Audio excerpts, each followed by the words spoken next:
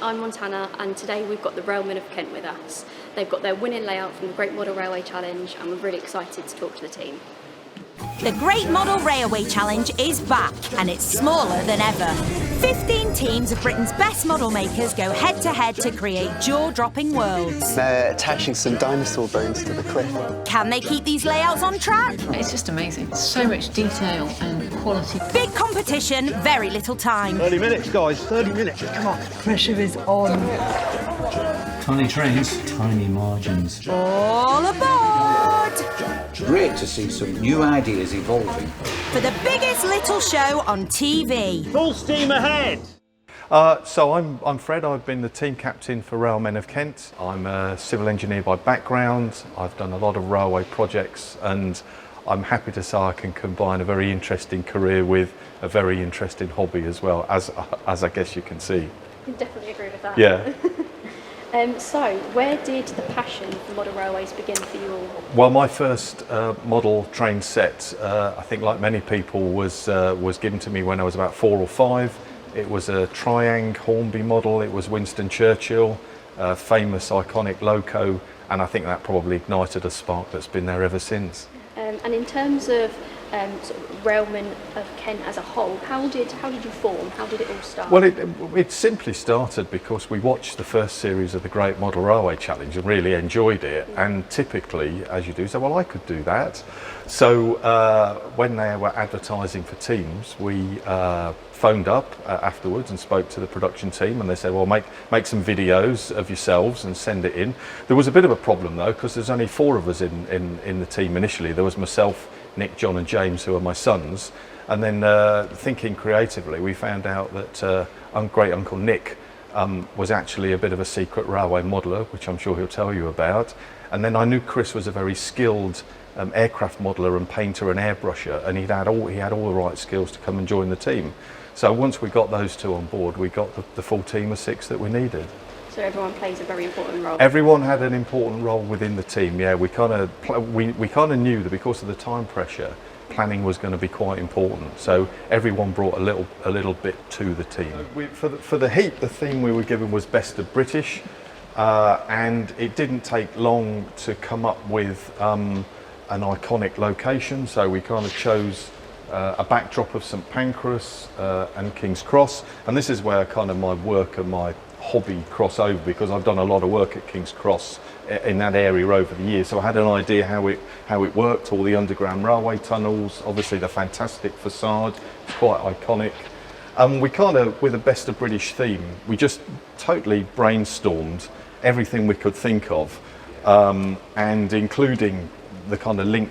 The Boadicea name comes from the fact that there is a legend that Boadicea is buried under platform 8 at King's Cross.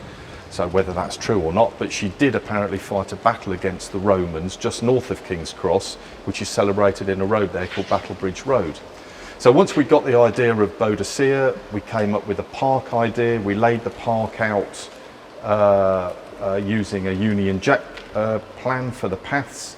And then that took us to the Festival of Britain in 1952, where we got the model of the Skylon, which Chris built, which Chris will tell you about. And then just sort of crammed in as much as we could. Iconic cars, we've got the Queen, we've got a Guards band, traction engines, London buses. We've even got Henry Moore statues, which you should ask John about. This is John's handiwork. These are pebbles off the beach at Dungeness that John has sprayed up, mounted on. These are actually the little discs that came out, the punch outs in the baseboard frame where you pass the wires through. So we didn't waste anything. You utilised everything. we utilised everything. I'm Nick Wilson.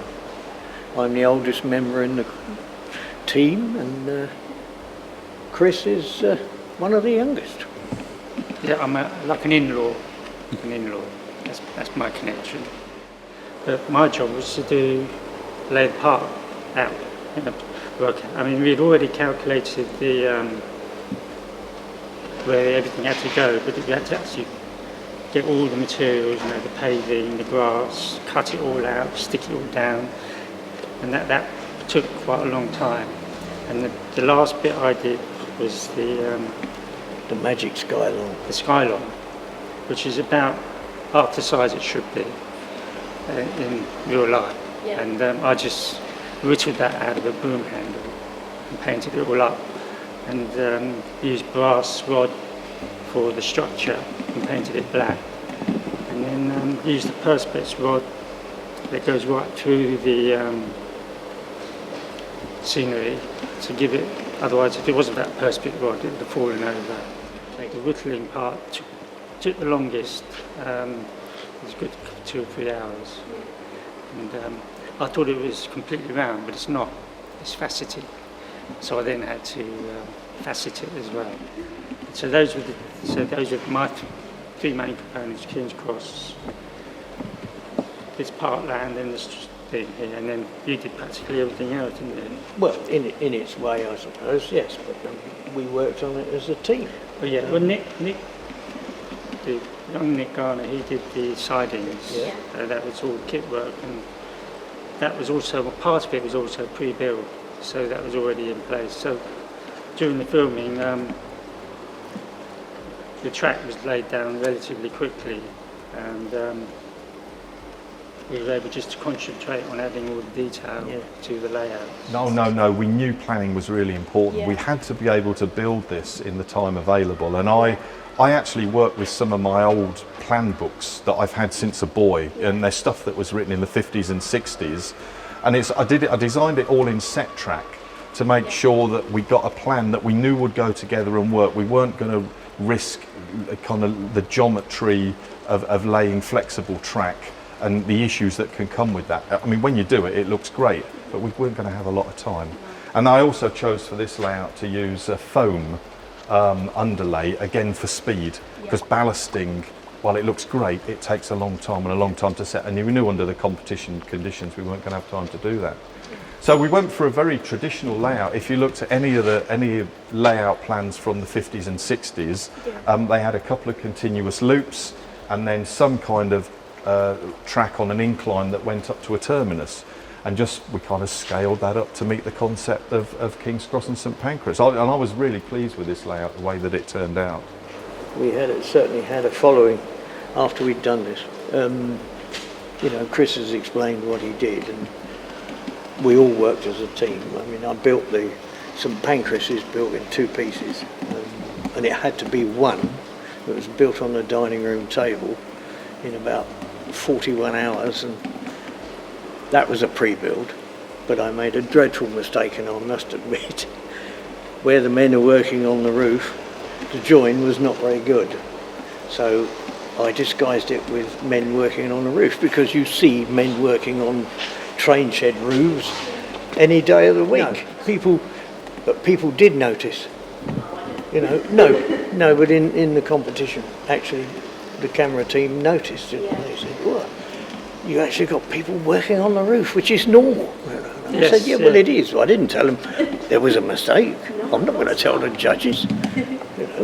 But yes, I mean, we had, and Fred said, "You're going to build Boadicea Park Station." And he said, "You've got to build it like Arna's Grove, and you've got to build it as a kit, and it's got to be built on screen, on set." So, a thing like that had to be put together in 4 hours. The lads were all building the track, and the secret of this one was to get the track working and the trains running round, and then build everything round it. So it's what we do. This all had to be built by telephone and conversation, because we were building it blind, about 100 miles apart.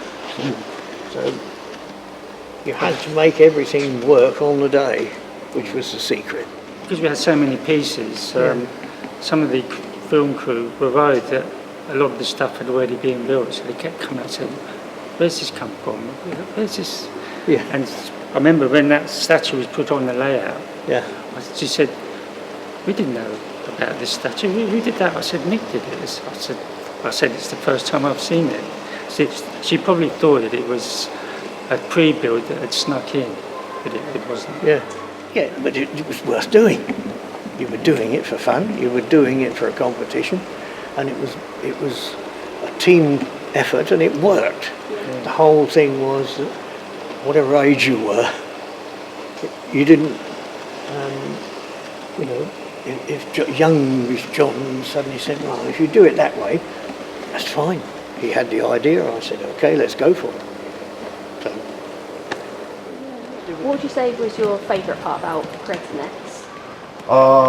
Any particular? Well, I know that the most challenging part was that beer hoist at the back. I went, having made a promise to have an animation of something that lifted the wagon up and down. Yeah.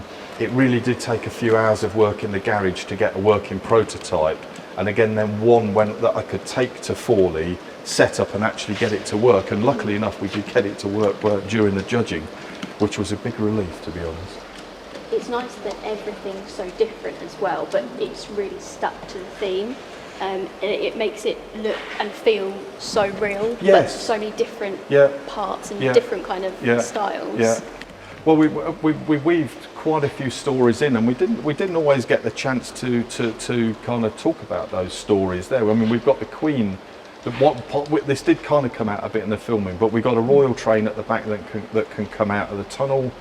We've got the Queen's limousine there, so she arrives at St Pancras. She comes into the park. The thing that's actually had a terrific reaction both on the show and then when people have been to see it afterwards is the fly past. The Hawk and the Spitfire, they're quite iconic. They're just mounted on a wagon at the back, and we can just push that along with a loco, and it just gives that extra bit of animation. I was particularly pleased with that, actually. Number 2 was Blockbusters, and again, the brainstorming on this, it didn't take long to think, well, movies that have a railway connection, it's Harry Potter, it's iconic. Any railway fan, I think, is generally a fan of the Railways of Scotland anyway, in the West Highland. So it gave us a real great opportunity to incorporate stuff from the movies and then get an iconic railway structure in, which is the Glenfinnan Viaduct, and that's Chris's handiwork there. 21 arches, just like the real thing, slightly scaled down, obviously, but it gives a nice backdrop. I was really pleased with what the judges said about the fact we put the extra loop in and we got some nice flowing curves, because I think that's an important part of the layout. All the layouts for me, they're model railways, and you need to have plenty of trains running for the interest. That's what brings it alive. Cool. So we had very pleased with the way that worked out, and the fact we could get a train coming round, regularly running around the centre circle, and then something running around the outer loop as well.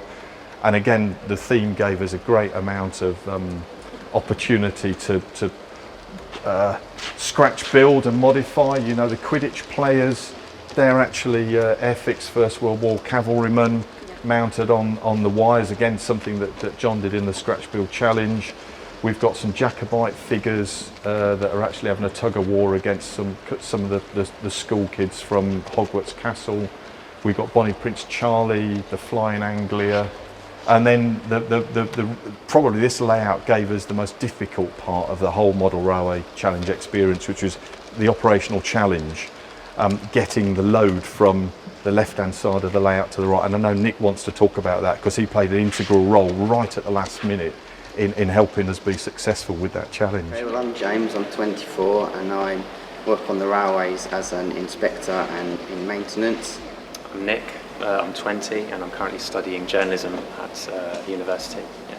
Well, for me, it was the risers which lead up to Uncle Chris's great viaduct based on Glenfinnan, which is the actual viaduct where the filming took place. And it was quite a challenge to get the risers to meet this, and also for clearance in order to run the trains end to end, which was part of the overall aim. So you start with a sort of low point, and then they come in a pack, and each foam riser builds itself up to the desired height. And on this layout, the inner loops were pre-built, and some sections of track needed a bit of work in order to get the trains running. And then meeting what they built with these foam risers was also quite a challenge, but we did it and we're pleased with the outcome. I think this layout is probably my favourite. I love all of them, and I think they're all brilliant. I think probably where I've grown up with Harry Potter, and it's still so popular now.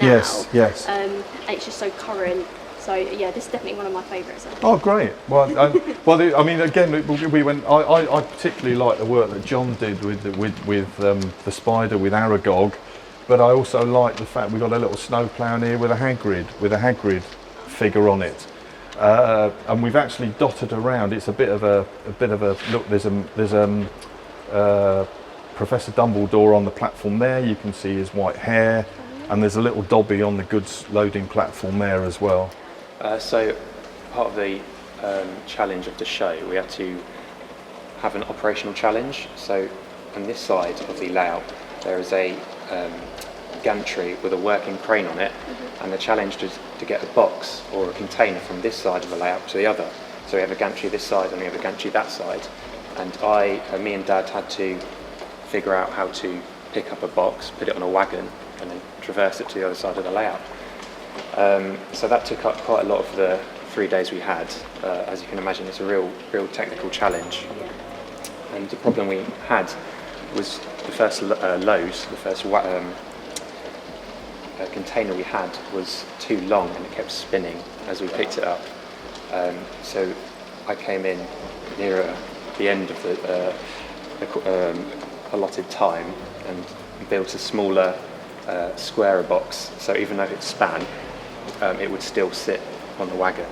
So we put that on and it worked fine.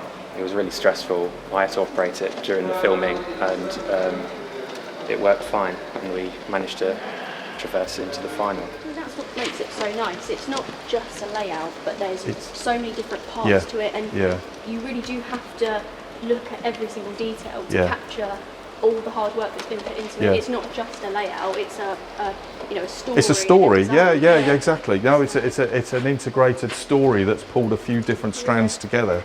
I'd say thinking about, as I say, the layout for the semi-final itself, but then also considering, as I said, that you've got to get all your clearances to get the train from one end to the other for the final, because if this wasn't built right, and that would have been game over. Yeah, we had a lot of problem with the Glenfinnan viaduct getting trains to run through the arches. So there was a lot of cutting back of the arches, constantly re-gluing them as well. So that ate up quite a lot of our time. It's not just a Harry Potter story, it's the best of British story. Yes. And there's lots of different themes within it. So it's not, it's not just one thing, it's lots of things within a whole big sort of a whole big story. Well, we did, and again, this is one of the things I really like as a comment from the judges, that they could see there was a design ethos that went through all the layouts. And there's a bit of a thread here, King's Cross is where the Harry Potter story starts, at platform 9 3/4. So after we'd done the show, one of the things we've done is just cut that back scene down on the end, so you can see the facade, the rear facade of King's Cross, which I think just ties the two together, gives a nice backdrop for it. For me, it would be the viaduct again, another of Chris's masterful creations, and just the way the trains flow along it with the Anglia racing behind, it just makes it. It's quite nice to see them go underneath the willow tree as well, and also I built the night bus, so that's sort of my little piece to the layout from the third film. Yeah. Well, this was something completely different. We were given a theme of surprise, and our surprise ultimately was going to be the launch of a new train, and that's our Green Star. That's our redundant Eurostar converted to run on hydrogen power, the fuel of the future. In real life, that technology is still at a very early stage. The hydrogen fuel cells are being developed, but they're not powering anything as significant as a Eurostar yet. So we thought we'd take a leap into the future with that. There isn't really a proper high-speed test track in the UK. So we thought, well, why don't we build one? Maybe somebody will pick up on it as a good idea. And selecting a figure of 8 layout, again, we knew in the final we were going to be pushed for time. So it's a relatively simple layout to build. It gives nice clean lines, works quite well with the ballast underlay. We did a little innovation with this in that we sprayed the ballast underlay before we put it down with a textured kind of stone paint, which gave it, I think, probably the best finish of all the three in terms of the track, and then ballasted in between. and that just gave a nice clean finish to it. The addition of the windmills, the back scene, the kind of station modelled on a modern lines, the sort of Ebbsfleet International, and then obviously the green story, the solar panels, the windmills, the domes with the photovoltaic cells, and then the educational aspect with the visitor centre with classic locos on display, and then the workshop in what you might call a modern version of a roundhouse. So I'm John, I'm the youngest member of the Railmen of Kent. I've just finished year 13 and I'm hoping to study art history at university in September. And my main interest in railway modelling is Japanese railway modelling, so I do engauge and narrow gauge. That's my field of interest. Yeah. Okay, so this is the final part of the layout. What would you say were the sort of the most interesting parts of this build, the most challenging parts, and your sort of top highlights? So I think the main point of the high-speed green layout was its kind of architectural features and how it displays a contemporary and modern kind of approach to railway modelling, and how it also fits with our current context of being green and being eco-friendly. And so I think we really tried to show that modern approach to railway modelling through this railway. So you're talking about your interest in Japanese. I was tasked to build the station itself, and it was going to be sort of a Frank Lloyd Wright type thing, and it didn't work. And it's funny enough, to me it looks like a Japanese railway station, so I thought, we'll probably enjoy that. But the domes generated a lot of interest when we were being filmed. All the judges, they couldn't leave it alone. They kept coming and having a look and then another look. Nick was interviewed numerous times while he was building it. I had to help him to start with because he was struggling on his own, and I couldn't actually do anything on the layout until the track was laid out, so that I could work out the size of the station. So I was helping Nick put these domes together. And really, most of the layout is actually foam board. Underneath all of this are foam board risers. All of this is just like contours, and that's why I think it's such an architectural model, is that it is all designed to kind of show the clean edges. Yeah, it's like this thing here. I mean, talking of Frank Lloyd Wright with his Falling Water. Yeah, you've got here, as you see, so that was your. Yeah, so you worked on that. I mainly did this whole front piece. So Chris did the station, and I worked with him, kind of place it in the visitor centre style building, and all the water is because water is a byproduct in the hydrogen fuel cell process. Yeah. And so I thought, how would that be integrated into the railway? So we've got like the drainage reservoirs and the main lake in the front. And there's flowers and trees all to make it in keeping with the eco side of that. A lot of the layouts that we see can look a bit grimy, but they're all designed to be like that. But here we wanted to keep it fresh and bright, and the backdrop helps with that a lot. Nick did the backdrops for all the layouts, and the producer of the TV show, he said it helped to unify all the 3A layouts when you stand back and look. Yeah. You can see that it's like a continuation through all and a happy accident perhaps that it worked out like that. So again, design-wise, I think this really, hangs together well, and I was really pleased with the overall, the blend of the colours, the palette that we used, and then the way it kind of integrated itself all together again. And actually, it gives a great platform for showing off the trophy. It actually looks like it was made to go there, and a few people have said that. They haven't realised what it is. Yeah, that's nice on there. Yeah, I know. It looks like it does. Yeah, it does. It does. What was the most challenging part about building this layout? The challenging part about this, I know Chris and Nick had some challenges with the domes because they're quite complicated structures to build. Yeah. They're all built from foam board. I think we didn't have too many dramas with this one actually. We kind of got a nice, there's not too much detail in it, and I think we got to a position I was pretty happy with at the end. Thank you so much to Railmen of Kent for being here today. It's been fantastic looking at the layouts, really close up, seeing all the finer details. Thank you to everyone for watching at home as well. Bye! Is that really cheesy?